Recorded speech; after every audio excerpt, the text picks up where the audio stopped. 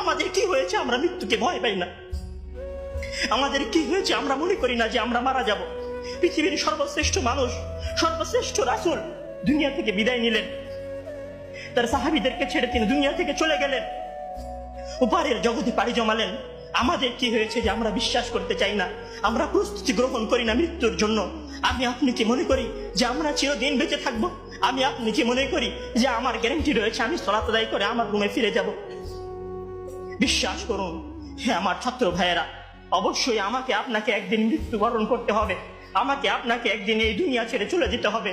সুতরাং মৃত্যুর জন্য প্রস্তুতি গ্রহণ করুন, সুতরাং মৃত্যুর জন্য প্রস্তুতি গ্রহণ করুন। সেই দিন আসার পূর্বে, যেই দিন মৃত্যু আপনার দরবারে উপস্থিত হবে এবং মহান আল্লাহ তাআলাকে আপনি বলবেন, হে আল্লাহ আমাকে স্বল্প একটু সময় দিন, আমাকে স্বল্প একটু সময় দিন, আমি ফিরে যাই এবং কিছু নেক আমল করে আসি। কাল্লা ইন্নাহা কালিমাতুন হুয়া কাইলুহা।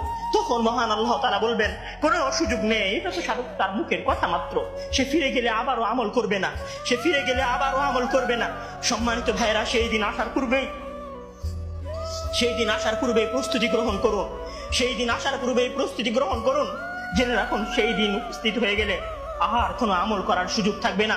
সেই দিন উপস্থিত হয়ে গেলে কবরে নাজাত পাওয়ার জন্য আর কোনো কিছু করার সুযোগ থাকবে না।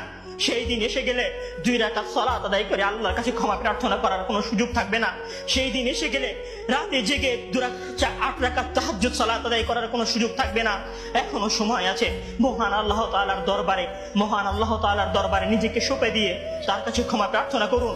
মহান আল্লাহ তাআলার দরবারে নিজেকে সঁপে দিয়ে তার কাছে ক্ষমা প্রার্থনা করুন। মানুষের সাথে কোনো ভুল থাকলে সে ভুলের ক্ষমা চেয়ে নিন। মহান আল্লাহ তাআলার সীমা লঙ্ঘন করে থাকলে মহান আল্লাহ তাআলার কাছে ক্ষমা চেয়ে নিন। সেই দিন আসার পূর্বেই যদি সেই দিন এসে যায়, সেদিন আর কোনো লাভ হবে না, সেদিন বেঁচে থাকার আর কোনো সুযোগ হবে না, 1 সেকেন্ড সময় আপনাকে বেশি দেওয়া হবে না। সম্মানিত ছাত্র ভাইয়েরা, মৃত্যুর জন্য প্রস্তুত হন। মহান আল্লাহ তাআলা আমাদের সবাইকে মৃত্যুর জন্য প্রস্তুতি গ্রহণ করার তৌফিক দান করুন। আমিন।